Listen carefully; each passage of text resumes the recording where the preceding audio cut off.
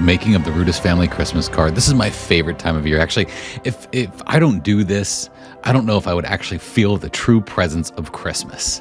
I love building these cards, and over the years, it's gotten so much easier. I used to green screen us and do this elaborate process, but what happened was my lighting setup wasn't the best. So what I've learned over the years is even just photographing us on a white wall, moving all the furniture out of the way, and having good quality lighting, I can do a whole lot. And what you see here is I'm just doing very minimal dodging and burning in order to get us to have that nice high-class look. And then I just start building it out. I save all of us out as individual pieces, and then I build how I want us to look. We call the act of building these images a composite. So this is essentially a composite image of multiple different people coming together on one space. Many movie posters are developed just like this. You may be wondering why we look like a cartoon. Well, the whole point of this is for us to look semi-illustrative. I don't want it to be 100% illustrative, but semi-illustrative, so that it looks like a Spider-Man movie poster. And as you can see, I'm also using Midjourney here to create the background elements for the image or images that we're working with here, so that we can kind of create this feeling and this mood of the Spider-Man Across the Spider-Verse movie. One of the things that I really enjoy about these is that I can use my creative liberty with this. I can make it a little bit more saturated than I would normally make my landscape images, and I can be a little bit more creative in the process. Really make those colors vibrant like we would see in the Marvel universe there.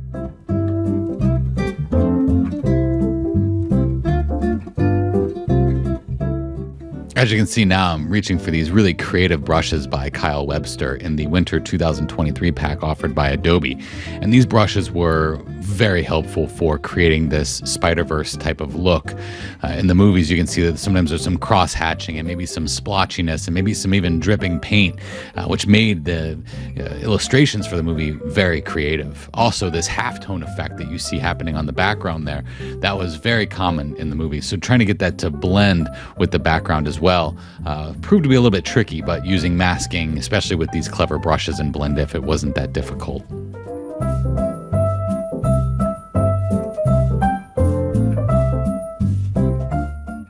Some people ask me, how long does it take you to make these cards, Blake? And if you look up there, that timer is going. It's about an hour into the card making process now. It's about 4 hours total between setting up and getting us all photographed and culling the images, creating the cards, anywhere from between 4 to 6 hours.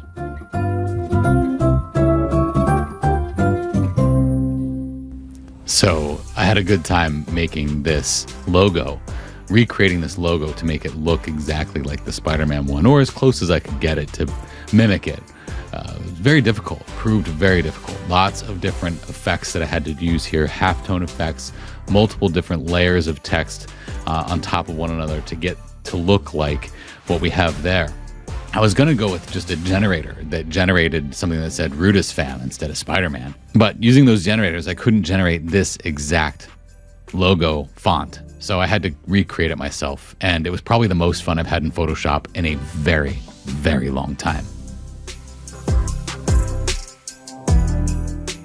Where do you even begin to make a logo like this is probably what you're thinking to yourself. And the answer is actually pretty simple. I had this art professor once that would say something like to the effect of, draw what you see, not what you think you see.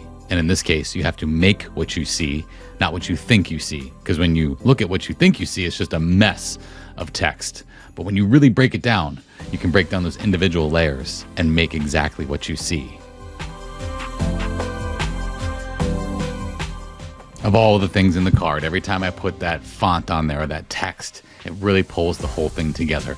This is where all the finishing touches happen, and quite honestly, this is where the magic of all the cards happens, is in the finishing touches. After that is put on there, and how you make the entire thing one cohesive piece instead of separate elements. My wife is a real sport here. You can see that I've made her dress in some very funky outfits here for these Christmas cards, and I don't think that that's something that she ever realized would be a part of our marriage when we first got married. Maybe I should have put that in the vows or something.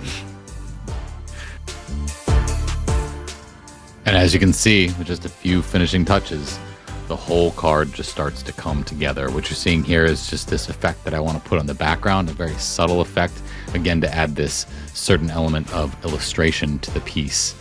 At the end of the day, I'm extremely, extremely proud of this card. Probably one of my favorites, and I say that every year.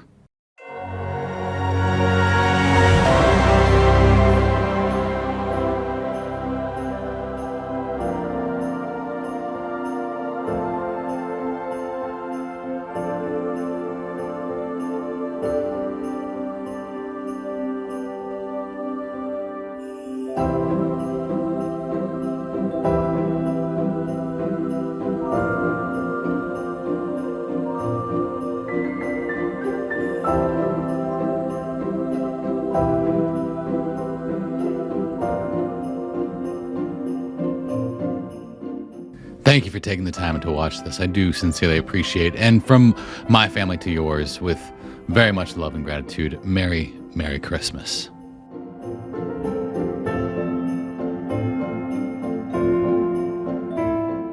I just want to give a huge shout out and thanks to my buddy Jeremy Ellsworth Photography for photographing our family in such a gorgeous way.